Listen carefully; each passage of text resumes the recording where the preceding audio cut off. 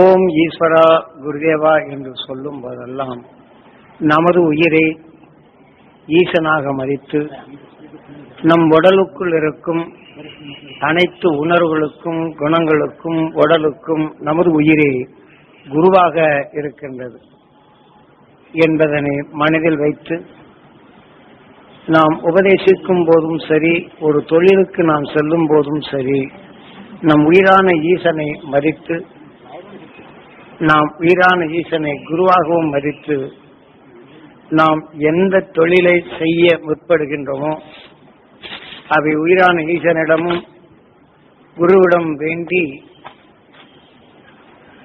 இந்த செயல் நான் நல்லதாக செய்ய வேண்டும், என் செயல் அனைவரும் போற்றும் தன்மை வேண்டும், நாம் பார்க்கும் அனைவரும் நலம் பெற வேண்டும், நன்மைகள் பெறும் திறன் பெற வேண்டும் என்று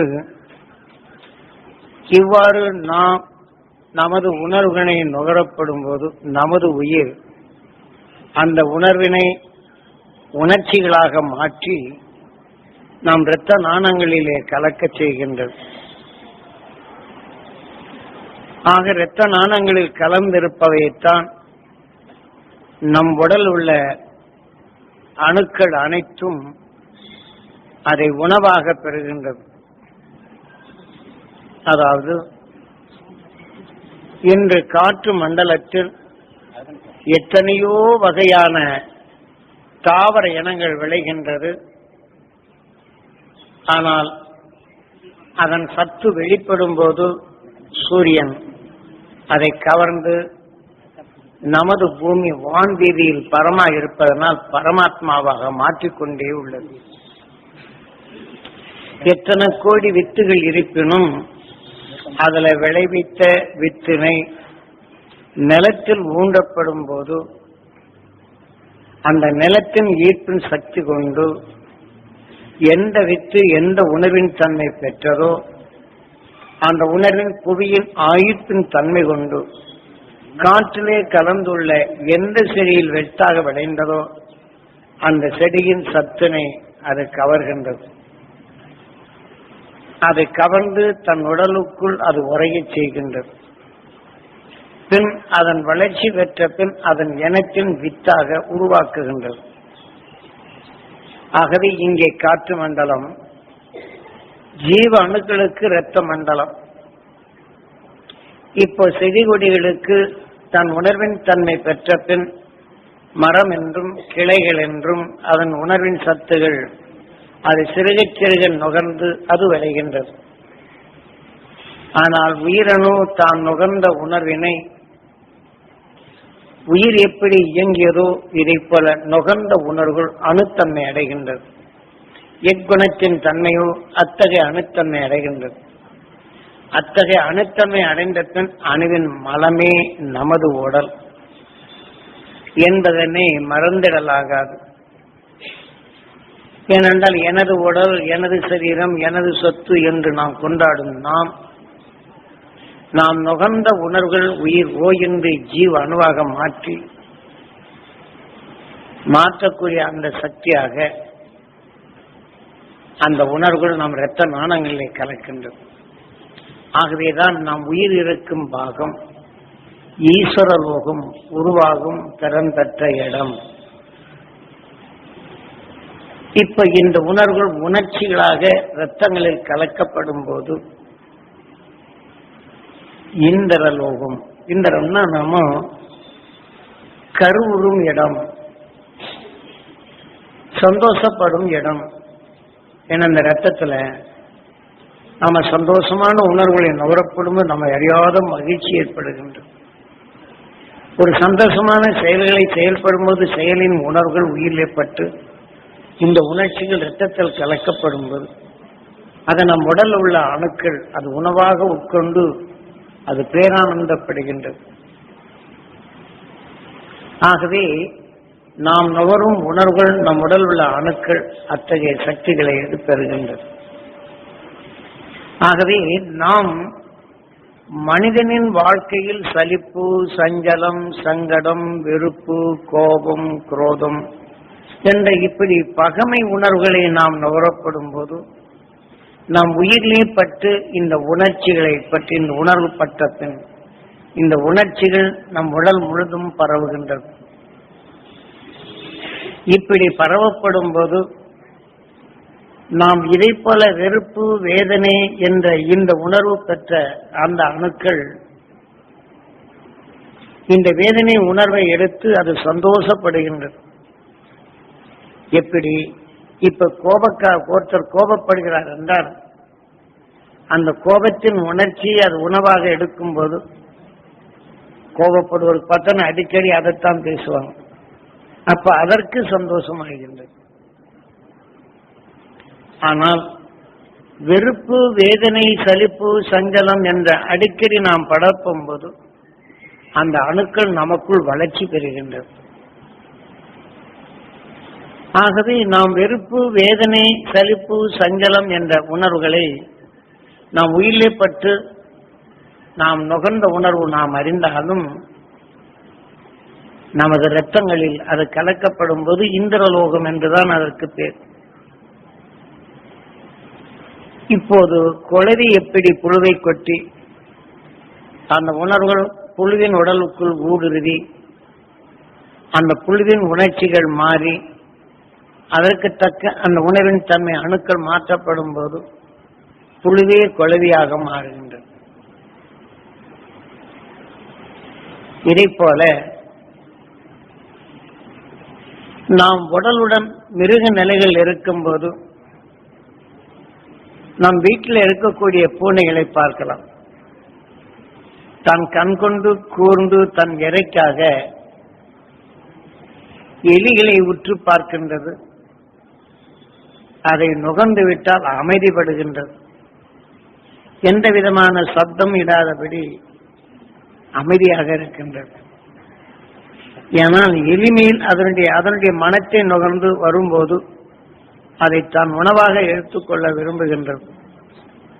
ஆனால் உணவாக எடுத்துக்கொள்வதற்காக அமைதிப்படுத்தி ஒடுங்கி அமைதியாக நிற்கின்றது. எலியோ இந்த மனத்தை நுகர்ந்த பின் அது வெளிவர அஞ்சுகின்றது. இருந்தாலும் அமைதியாக மற்றொரு பக்கத்தில் மறைந்து விடுகின்றது. எலி வெளிவந்து பார்த்த பின் முன்னாடி வேறொரு பொருள் இருப்பதனால் ஓஹோ இல்லை போல் இருக்கு என்று அது வேறு பக்கம் இருக்குன்னு திகைத்திரி வேகமா வந்து அடுத்த இடம் போகும். அந்த நேரத்தில் இந்த பூனை அதை பிடித்து கொதறுகின்றது. அதை பிடித்து கொதறப்படும் போது அதனுடைய வலுக்கு இழக்கப்படுகின்றது. அந்த நேரத்தில் பூனையின் உணர்வினை எலி நுகர்கின்றது. ஆனாலும் பூனையிடம் சிக்காது, இரையாகாது, தப்பித்து அந்த எலி நுகர்ந்த பின் அதனுடைய இரத்த நாணங்களில் கலக்கின்றது.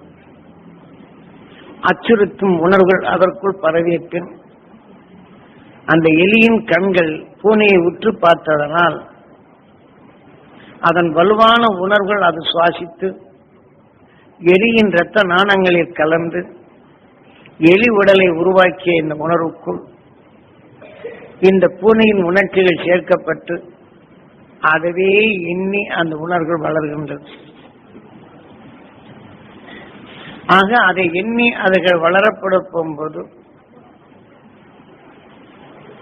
அதன் வளர்ச்சியில் பூனை அடித்து கொல்லவில்லை என்றாலும் இந்த எலியின் உயிரான்மா ஆயுள் காலம் குறுகிய காலமே. இந்த உடலை விட்டு வெளிவரும் இந்த எலியின் உயிரான்மா பூனையின் ஈர்ப்புக்குள் கவர்ந்து விடுகின்றது. அதை அடித்து உணவாக எடுத்துக்கொண்டாலும் அவ்வாறே, உணவாக எடுத்துக்கொள்ளாதபடி இது கையில் சிக்கி தப்பி ஓடினாலும் அந்த எலியின் உணர்வுகள் அனைத்தும் இந்த பூனையின் மேலேயே அந்த உணர்வின் வலுவாக இருக்கின்றது. ஆகவே இந்த எலி இறந்த பின் எங்கே செல்லுகின்றது? பூனையின் ஈர்ப்புக்குள் சென்று அதன் உணர்வை இங்கே கருவாக்கியதனால் அதன் உடலுக்குள் சென்று பூனையின் உருவரும் கருத்தன்மை அடைகின்றது. எப்படி புழுவை குழவி கொட்டிய பின் இந்த விஷத்தின் தன்மை ஊடுருவி அதன் குழவியாக மாறுவது போன்று இந்த பூனையின் உணர்வின் தன்மையை எலியின் உணர்வுக்கு சென்ற பின் எலி உயிரான்மா வெளிவந்த பின் பூனையின் வலுவான ஈர்ப்புக்குள் அது சிக்கிவிடுகின்றது. அப்போ எலியின் உயிரான்மா அதன் உணர்வுக்குள் கருவாக உருவாகும் அந்த கருத்தன்மைக்கு அடைந்து விடுகின்றது. பின் அதனை உணர்வை எடுத்து பூனையாக வளர்கின்றது. இது இயற்கை நீதி. உதாரணமாக நாம் விவசாய நிலைகளில் பல தாவர அணுக்களின் அணுக்களை இணைக்க செய்து புது புது செடிகளை உருவாக்குகின்றனர். எதன் நிலைகள் கலந்ததோ அந்த உணர்வுக்கொப்ப செடி கொடிகள் மாறுகின்றது. இதை போல விஞ்ஞானிகளும் இந்த செடி கொடிகளை மாற்றுவது போன்று உயிரணுக்களையும் மாற்றும் திறன் தருகின்றன. உதாரணமாக தன் என ஆட்டின் தன்மை இருப்பினும் அந்த ஆட்டுக்குள் வரும் சிரசு பாகம், நெஞ்சி பாகம் என்ற இதில் விளையும் அணு செல்களை எடுக்கின்றனர். பால் ஊற்றும் அந்த மடுக்களிலும் இதை சேர்க்கின்றனர். இதில் பால் ஊற்றும் அணுக்களின் தன்மையை பல 300 மடங்கு பெருக்கி ஆட்டின் தன்மை இது சுருக்கி அது கொண்டுவரப்போம் போது அடுத்து இந்த கலவையின் தன்மையை ஆட்டின் கருப்பையில் செலுத்துகின்றன. அந்த ஆடை எடுத்துக்கொண்டால் இம்மாட்டை போன்று 2 லிட்டர் 3 லிட்டர் பால் கொடுக்கும் நிலையும் வருகின்றது. இப்படித்தான் மாட்டு இனங்களிலும் தான் உணர்வுக்கொப்ப இந்த உணர்வுகளை மாற்றப்பட்டு இரத்தமாக வருவதை பாலாக மாற்றும் அணுசல்களை மாற்றுகின்றன. இப்படி பால் இனங்களை உருவாக்குகின்றனர். இதை போன்று உயிரணுக்களையும் பல முறைப்படி மாற்றுகின்றன. இப்ப ஒரு உயிரணு தோற்றம் இருப்பின் அந்த உயிரணு என்பது இப்ப நாம் கொசுவின் உயிரோ அல்லது வளர்ச்சியற்ற மூட்டையின் உயிரோ, மூட்டைப்பூச்சியின் உயிரோ, புழுக்களின் உயிர்களையோ அதை கவர்ந்து அதை ஒவ்வொன்று நிலையாக இணைக்க செய்து பல மிருக உணர்வுகளின் உணர்ச்சிகளின் நிலைகளை இணைக்க செய்கின்றான். அதை இணைத்து அந்த உணர்வின் தன்மை கருத்தன்மை ஆன பின் அதன் உடல் உறுப்புகள் எப்படி இயங்குகிறது என்ற நிலையும் அதற்கு இணை சேர்த்து மீண்டும் அது உருவாக்கப்பட்டு அதன் உடல்களிலே பல அமிலங்களில் சேர்க்கப்பட்டு இதை உணர்ச்சிகளை மாற்றி பல மனிதனின் நிலைகளும் மற்ற இந்திரியங்களில் வரையக்கூடிய அணுசல்களை இதோடு இணைத்து ஆக கருப்பை என்ற நிலைகளை தீர்ப்புகளில் வைத்து அந்த கருக்களை இன்று உருவாக்குகின்றான் மனிதன் செயற்கை. புதுவிதமான மிருகங்களையும் மற்ற நிலைகளையும் உருவாக்குகின்றான் மனிதன். 6வது அறிவு கொண்டவன். அதை இன்று விஞ்ஞானி நிரூபிக்கின்றான். அன்று விஞ்ஞானி கூறினான், நாம் புழுவிலிருந்து மனிதனாக தோன்றும் வரையிலும் தன்னை காட்டும் வலுகொண்ட உணர்வினை கண்ணுற்று பார்க்கப்படும் போது மான் புலியை பார்க்கும் போது புலியின் உணர்வு அதிகமாக நடந்தால் அதன் உணர்வு எப்படி புழுவை கொட்டியதோ இதே போல புலியின் உணர்வை நுகர்ந்த மானின் அந்த இரத்த நாணங்களில் கலந்து அந்த மானின் உணர்ச்சிகள் அனைத்தும் மாறி புலியின் உணர்ச்சிகள் அது பெருகத் தொடங்குகின்றது. புலி மானை அடித்தான். இந்த கண்கள் எதன் புலியின் உணர்வை அதிகமாக நுகர்ந்ததோ அந்த வலிமை கொப்ப இந்த மானின் உயிரான்மா வெளிவரும்போது எந்த கண்களால் புலியை உற்று நோக்கியதோ அதன் உணர்வின் தன்மை கொண்டு அலைகளை பாய்ச்சி அதன் ஈர்ப்புக்குள் கவரும்படி செய்கின்றது. ஏனென்றால் எதன் உணர்வு பெற்றதோ அதன் உணர்வுபடி புலியின் கண்களும் கருவழி ருக்மிணி அதன் உடலிலே பதிவாக்கினது இந்த மானின் தன்மை. அதனுடைய சேர்ந்த கண்ணின் காந்த புலனறிவு மானின் உணர்வை நுகரச் செய்து அது உனக்கு உகந்தது என்று உணர்வின் உணர்ச்சிகளை ஊற்றி நகர்ந்து சென்று அதனை கொன்று பிசைக்கும் உணர்ச்சிகளை ஊட்டுகின்றது. அதே கண்கள் தான். ஆக இறைக்காக அது ஊன்றினாலும் கருவழி ருக்மணி பதிவு செய்த உணர்வுகளும் அந்த மானின் உணர்ச்சிகளை சிறப்பும் போது இது சாந்தமானது. ஆகவே இதற்குள் அடங்கி அந்த உணர்வின் தன்மை கொண்டு தன் கருவை சத்தாக விளைவித்துக் கொள்கின்றது. ஆனால் புலியின் உணர்வினை மான் நுகர்மை என்றால் அது இரத்த நாணங்களில் கலக்கப்படும் போது மானை உருவாக்கிய அணுக்கள் அனைத்தும் இந்த வீரிய உணர்ச்சிகள் அதில் சென்று அது அடங்கி விடுகின்றது. அப்போ அந்த புலியின் நினைவே அடிக்கடி இருக்கு. ஒரு புலி ஒரு தரம் மானை துரைத்து விட்டால் அதன் உணர்வு பதிவாகிவிடும். அந்த பதிவாகிவிட்டால் 1000 மான்கள் இருக்கணும். அந்த 1000 மானுக்குள் நடுமறிவிட்டத்தில் அந்த மான்கள் இருப்பினும் இந்த புலியின் மனத்தை நுகர்ந்தால் அதை தப்பி ஓடத்தான் முயற்சிக்கின்றது. ஆனால் அருகில் இருக்கக்கூடிய மானை புலி தொடுவதில்லை. எதன் உணர்வை கவர்ந்ததோ அதன் வழிதான் அழைத்து சென்று அதை துரைத்து அது உணவாக உட்கொள்கின்றது. காரணம் எதன் உணர்வு பற்றதோ அதை தான் இது துரைத்து செல்கின்றது. எதை பற்றி இந்த உணர்வின் தன்மை பற்றதோ அந்த புலியை கண்ட பின் அஞ்சி ஓடுகின்றது. அஞ்சி ஓடாத மான்களும் இதை பார்த்து வேடிக்கையாக இருக்கு. காரணம் இதன் உணர்வை அது நுகரவில்லை, அதன் உணர்ச்சியும் அறியவில்லை. இதை பார்க்கும்போது சாந்தமாக இருக்கின்றது. ஆனால் அதை பார்க்கும்போது நுகர்ந்த உணர்வு அச்சமாகின்றது. அதன் உணர்வின் தன்மை கவர்ந்து அதை தண்ணி தப்பி ஓடும் நிலையை பெறும். அப்போதுதான் அதை துரைத்தி செல்லுகின்றது இந்த புலி. ஏனென்றால் எல்லாம் உணர்வுகளின் இயக்கமே எல்லாம். ஆக கண்ணால் கவர்ந்து பதிவானாலும் கண்ணின் காந்தப்புல நிறைவு அதை கவர்ந்து நுகரச் செய்து அந்த உணர்ச்சி கொப்ப எண்ணங்களும் உணர்வுகள் அதுக்கு தக்க நம்மை செயலாக்குகின்றது. எண்ணம் சொல் செயல் எல்லாமே அதற்குள்ளால் அடங்குகின்றது. என்னென்றால் இதன் இயற்கை நீதி.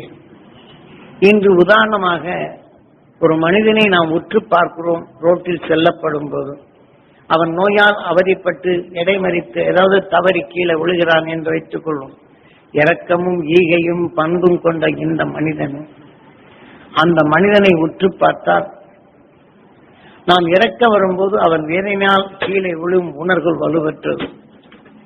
அதை நாம் நுகர்ந்து விட்டால் நமக்கும் எப்பயோ இருக்கிறது. சில பேர் அங்கே மயக்க விழுவதை பார்த்தா சில பெண்களுக்கெல்லாம் மயக்கமே வரும். சிலருக்கு அந்த நிலையை பார்க்கும்போது தன்னை தாங்காது கீழே விழுவான். எங்க ஈகையும் இரக்கமும் பரிவும் பண்புடன் இது எடுக்கும்போது இது சாந்தமானது. அவன் வேதனை என்பது விஷமானது. இந்த விஷத்தின் தன்மை நுகரப்படும் போது அவனுக்குள் அந்த மயக்கமே வருகின்றது. ஆனால் தவறு செய்யவில்லை. நம் சந்தர்ப்பத்தால் நாம் செல்லுகின்றோம். கருவழி ருக்மிணி அந்த வேதனைப்படும் உணர்வினை பதிவாக்கி விடுகின்றது. பதிவானத்தில் நம் உடலிருந்து வேதனை உணர்வை கண்ணின் காந்தப்புலம் கவர்கின்றது. அவனின் ஆன்மாவாக மாற்றுகின்றது. உயிரின் காந்த மயக்கத்தன்மை அடையப்படும் போது நமக்குள்ளும் அது சரிதான். ஓம் நமச்சிவாய சிவாய நமோ என்று நாம் நுகரும் உணர்வுகள் ஓ என்று ஜீவ அணுவாக மாற்றி நாம் இரத்தங்களில் கலந்து விட்டால் நம் உடலாகும் பருவமாகின்றது. அதனால்தான் நாம் நுகர்ந்த உணர்வுகள் இரத்தத்தில் கலந்த பின் இது இந்திரலோகம், அது கருத்தன்மை அடையும் தன்மை பெறுகின்றது. ஆகவே உயிரின் உணர்வுகள் ஈஸ்வரலோகம், அது கவர்ந்து உணர்ச்சியை வெளிப்பட்டாலும் அதன் உணர்வை இந்த உடலுக்குள் விளைய பெறும் அந்த சக்தி பெறுகின்றது.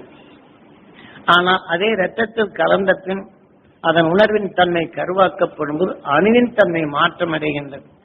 அணுவின் தன்மை மாற்றமடைந்தால் அதனின் மலம் உடலாகப்படும்போது என்ன ஆகின்றது? நல்ல அணுக்களால் விளைய செய்த இந்த நல்ல உடல் அந்த உறுப்புகள் அழுகத் தொடங்கி விடுகின்றது. அழுகிய உணர்வரும் போது இந்த விஷயத்தின் தன்மை கொண்டு அணுக்கள் பெருகத் தொடங்குகிறது. அந்த அணுக்களின் தன்மை பெருக்கத் தரும் போது நம் இரத்தங்களிலும் சரி உறுப்புகளிலும் இந்த தீய அணுக்கள் வளரத் தொடங்கி விடுகின்றது.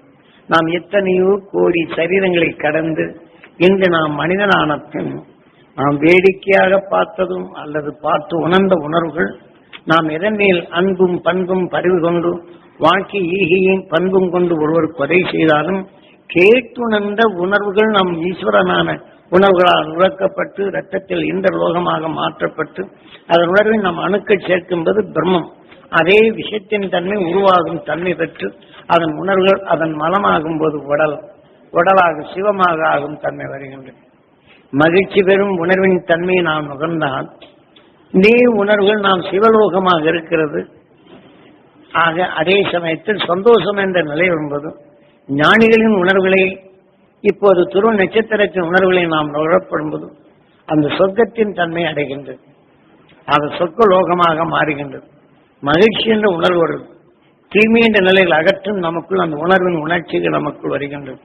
ஆனால் இதே போல நாம் வேதனை என்ற உணர்வு நாம் வந்தால் அதுவும் நமக்குள் எடுக்கப்படும்போது பிரம்மலோகமாக மாறி இந்த உடலான சிவலோகத்தை நரகலோகமாக மாற்றுகின்றது. இந்த வேதனை என்ற உணர்வு வரப்போகும்போது நமக்குள் அடிக்கடி வேதனையாகி அந்த உணர்வின் தன்மை நாம எப்படா இந்த உடலை விட்டு போவோம், துயரம் தாங்க முடியவில்லை, செல்வத்தை தேடி வைத்துள்ளோம், இதை எப்படி பையங்க காப்பாற்றப்படும், இத்தனை செல்வம் இருந்து எனக்கு நிம்மதி இல்லை. ஒரு குடும்பத்தில் எல்லா செல்வம் இருக்கும், சிறிதளவு குறைகள் ஏற்பட்டால் அதன் வேதனை உணர்வு நுகர்ந்து விட்டால் மனிதனுக்கு பலவீனமான நிலை உருவாக்கப்படும் போது செல்வம் இருந்து என்ன பயன்? வேதனை என்ற உணர்வுகளை அங்கே மிஞ்சுகின்றது. தன் வாழ்க்கை சீர்படுத்தும் நிலையும் சீர்கெடுகின்றது. இந்த வேதனை என்ற விஷயத்தின் தன்மை வளரப்படும் போது உடல் நலிய தொடங்குகின்றது. விஷத்தின் தன்மை பெருகுகின்றது. பெருகிய பின் என்ன செய்கின்றோம்? அந்த விஷத்தின் ஆற்றல் பற்றி இன்றைய செயல் நாளைய சரீரமாக மாற்றி விடுகின்றது. உயிர் எதன் உணர்வை சேர்க்கின்றோமோ அந்த உணர்வுக்கொப்ப அந்த உயிர் சென்ற பின் அந்த உணர்வுக்கொப்ப அதன் மனத்தின் தன்மை கொண்ட உடலில் அழைத்து சென்று அதன் ஈர்ப்புக்குள் கவர்ந்து அதன் உணர்வின் உணர்ச்சிகளை இது மாற்றி அமைத்து விடுகின்றது. இது இயற்கையின் செயலை மீறி இன்று இதை போல சந்தர்ப்பத்தால் உகந்த நிலைகள் உருவாக்குவதை மனிதனான பிறந்த 6வது அறிவு கொண்டவன் பல உடல்களில் உறுப்புகளின் விளைந்த அணுக்களை சேர்த்து புது புது விதமான உணர்வுகள் கொண்ட மிருக இனங்களை வளர்க்கின்றான், உருவாக்குகின்றான். அதனால்தான் அன்று 6வது அறிவை கொண்டவன் பிரம்மாவை சிறப்பிடித்தான். அப்படி என்றால் நாம் உருவாக்கும் திறன் பெற்றவன். இப்ப சந்தர்ப்பத்தால் நோயாளியின் உணர்வை நாம் நுகர்கின்றோம். நுகர்ந்த உணர்வுகள் அந்த உணர்ச்சிகளாக மாறி அவன் வேதனைப்படுகிறான் என்று அறிய செய்கின்றது. அறிந்தாலும் அந்த வேதனை உணர்வு நம் அணுக்குள் சேர்க்கின்றது. ஆனால் இப்ப மனிதனான நாம் தனக்கு ஆகாத காய்கறிகளையும் ஆகக்கூடிய காய்கறிகளையும் ஆகாததை நீக்கி விடுகின்றோம். ஆகக்கூடியது வேக வைக்கின்றோம். வேக வைத்தால் என்ன செய்யும்? அது மீண்டும் அதனுடைய வித்துகள் முளைப்பதில்லை.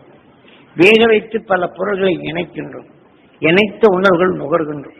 அது உணவை உணவாக உட்கொள்கின்றோம். ஆக எதன் வயது கொண்டதோ அது சுவையாகின்றது. மாடுகளோ எதன் உணர்வின் தன்மை இன்று உணவாக எடுக்கின்றதோ அந்த உணர்வுக்கு தக்க அது இறந்தாலும் அதே உணர்வு கொண்ட மாற்றினங்களில் கவர்கின்றது. ஆனால் அதே மாற்றினங்களில் கவர்ந்து அது அதே மாடாக பிறக்கின்றது. ஆனாலும் இதை மற்ற உயிரினங்களின் இதை காட்டிலும் கடுமையான உணர்வுகளை நுகர்ந்தால் நுகர்ந்த உணர்வுகள் இதன் அணுக்களில் பெருக்கப்பட்டு அதன் வலிமையானால் இறந்தால் எதன் வலு பெற்றதோ அதன் ஈர்ப்புக்குள் செல்லுகின்றது. அதனால்தான் இங்கே சித்திர புத்தரின் கணக்கின் பிரகாரம் யமன் தண்டனை கொடுக்கிறான் என்று. இப்ப நாமும் ஒரு நோயாளியின் உணர்வை நுகர்ந்தால் அந்த நமது கருவழி ருக்மணி நம் உடலிலே பதிவாக்குகின்றது. அவன் சித்திரம் அது கவர்ந்து எனக்குள் உருவாக்கப்படும் போது புத்திரன். ஆக வேதனைப்படும் உணர்வினை நாம் பதிவாக்கப்படும் போது நமக்குள் குழந்தையாக உருவாக்க தொடங்குகின்றது. நான் இங்கே மூஷிக வாகன என்றாலும் தான் சுவாசித்த உணர்வு சிவ தத்துவத்தில் நந்தீஸ்வரன் நாம் சுவாசித்த உணர்வு உயிரிழப்பட்டு இந்த உணர்வின் தன்மை நமக்குள் அது அதன் குணமாக உருவாக்கணும். ஆக எந்த குணத்தின் தன்மை உருவாக்குகிறதோ நந்தீஸ்வரன் சிவனுக்கு கணக்கு பிள்ளை. நாம் எந்த வகையில் நாம் சேர்க்கிறோமோ இந்த உடலான சிவனில் நாம கணக்கின் தன்மை எதுவோ இதே சிவத்தின் தன்மையில் உணர்வு கொப்ப அடுத்த உடலை பெறுவோம் என்று இங்கே நந்தீஸ்வரன் சிவனுக்கு கணக்கவில்லை என்று நாம் நுகர்ந்த உணர்வுகள் சக்தி எந்த உணர்வின் தன்மை எடுத்ததோ உணர்வுக்கு தக்க உடலின் அமைப்பு அதன் குணத்தின் தன்மை என்ற நிலைகளை தெளிவாக கூறுகின்றது நமது சாஸ்திரம். ஆகவே இவ்வாறு நாம் இந்த வேதனை என்ற உணர்வுகளை நாம் நுகர்ந்து விட்டால் அடப்பாவமே இப்படி இருக்கின்றானே வேதனைப்படுகின்றானே எந்த உணர்வின் தன்மை நாம் நுகர எதன் உணர்வின் தன்மை பெற்றதோ அது தனது அந்த வேதனை என்ற உணர்வு மீண்டும் நுகரச் செய்து அந்த உணர்வின் தன்மை விளைகின்றது. அவன் எப்படி வேதனைப்பட்டானோ அதன் வழிப்படி நமக்குள்ளதான் சித்திரம் தனக்குள் புத்திரன்.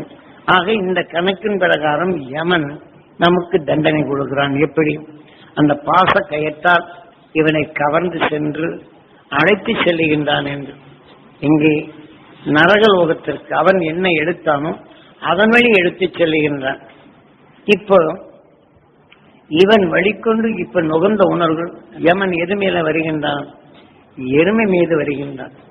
இப்ப வேதனை இந்த உணர்வின் தன்மை தொடைத்து அவன் நலமாக இருக்க வேண்டும், நல் வாழ்க்கை வாழ வேண்டும், அருள் உணர்வு பெற வேண்டும், அருள் வாழ்க்கை வாழ வேண்டும் என்று அந்த நோயாளியை பார்த்து நம் உணர்வின் தன்மை ஆக்கிவிட்டால் அவன் உணர்வு வராத வழி தடுக்கும்.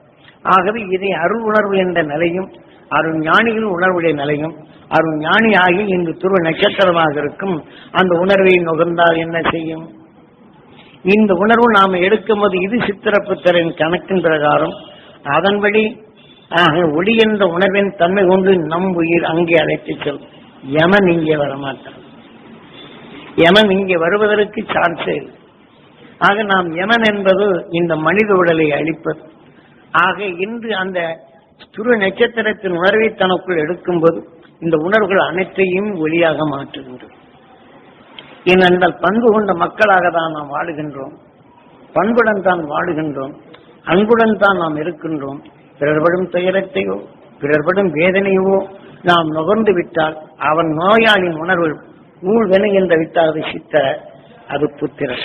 நம்முள் இருந்து தன் குழந்தையாக சிவனின் உடலில் இருந்து பிள்ளையாக இது வினையாகின்றது.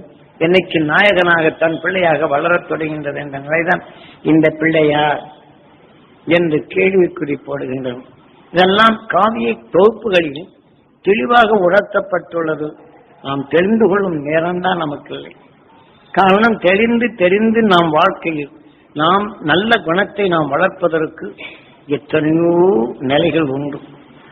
ஆனால் அந்த நிலைகளில் நம் குருநாதர் காட்டிய அறுவடையில் மனிதனாக பிறந்து ஆக அகசின் கருவிலே நஞ்சினை வென்றிடும் சக்தி பெற்று அந்த உடலை விட்டு வந்த பின் அவன் வாழ்க்கையிலே உடல் வரும் மனங்கள் நஞ்சு கொண்ட உயிரினங்கள் அவனிடம் வராது அதை பாதுகாத்த நிலைகளும் அது வந்து அவன் உண்மையின் உணர்வின் தன்மை இயக்கி அது உணர்வின்படி அவன் வளர்ந்து வான் வீதியின் உணர்வை நுகர்ந்து வான் வீதியிலே எந்த நுகர்ந்தான் என்றால் எது இன்று விஷயத்தை வெல்லும் சக்தி தாய் கருவிலே பெற்றான். ஆனால் அதே சமயத்தில் 27 நட்சத்திரங்களும் பிற மண்டலங்களில் இருந்து எடுக்கும் விஷத்தன்மைதான் கவர்கின்றது. அது பால்வழி மண்டலங்களாக மாற்றுகின்றது. அது பால்வழி மண்டலங்களாக மாற்றும்போது தூசிகளாக அது வருகின்றது. அது பால்வழி மண்டலம் அது தன் நிலைகளில் வரப்படும் போது வெறும் தூசிகளாக வருகின்றது. ஆனால் அந்த தூசி என்ற நிலைகள் வரப்படும் போது சூரியன் அருகில் வரப்போகும்போது மோதுகின்றது. ஒன்றுடன் ஒன்று மோதி எதிர்நிலையாகி மின் கதிர்களாக மாறுகின்றது. மின் கதிர்களாக மாறும் வெடிக்கற்றைகளை வெள்ளிக்கோள் எடுத்துக்கொள்கின்றது. அதே சமயத்தில் இதில் விஷத்தின் தன்மை பிரிவதை கேதுக்குள் அந்த விஷத்தை வலுகொண்டு தான் கவர்ந்து கொள்ளுகின்றது. அதே சமயத்தில் ராகு இணைத்த உணர்வின் தன்மை இணைந்ததை இது கவர்ந்து தன்னுடன் இணைத்துக் கொள்கின்றது. இதில் வரும் ஓசை சப்தத்தை செவ்வாய்க்கோள் எடுத்துக் கொள்கின்றது. ஆகவே இதில் வரும் கழிவு ஆவித்தன்மை தனித்தன்மை அடைந்ததை அது சனிக்கோள் எடுத்துக் கொள்கின்றது. இப்ப சாதாரணமாக நாம் பல பொருள்களை நாம் எடுத்து வேக வைக்கப்படும் போது இந்த சத்தெல்லாம் ஒன்றோடு ஒன்று கலந்து விடுகின்றது. மேலே ஆவித்தன்மை அடைகின்றது. ஆவித்தன்மை அடைந்த பின் அது மேகக்கூட்டத்துடன் இணைந்து கொள்ளுகின்றது. இந்த நீர் என்ற நிலையில் வந்தாலும் மேகக்கூட்டத்திற்குள் கலந்த பின் அதன் உணர்வின் தன்மையை பல வர்ணங்களில் பல ஒளிக்கற்றைகள் மின்னல்கள் தாக்கப்படும்போது இதில் கலந்து கொண்ட உணர்வின் தன்மை மோதுகின்றது. இப்ப பளீரென்று மின்னல் ஆகின்றது. ஆகவே மின்கதைகள் இதை கறக்குகின்றது. கறிக்கு நிலை கொண்டு ஆவித்தன்மை மேக தனி சுத்தமாகின்றது. சுத்தமானத்தும் இதில் பிரிந்த உப்புச்சத்தின் தன்மை கலக்கப்படும் போது மழை நீராக பெய்கின்றது. இப்ப எத்தனை வகையில இதை சொல்லுகின்றது. ஆனால் மனிதனான நிலையில் விஷம் கலந்த உணவின் தன்மை ஆவியாக மாறப்படும் போது அது வான்வீதியில் சென்று மேகக்கூட்டங்களாக மாறி மழை நீராக வரப்படும் போது கெமிக்கல் மழை என்று இன்று விஞ்ஞானிகளால் ஏற்பட்ட சில நிலை.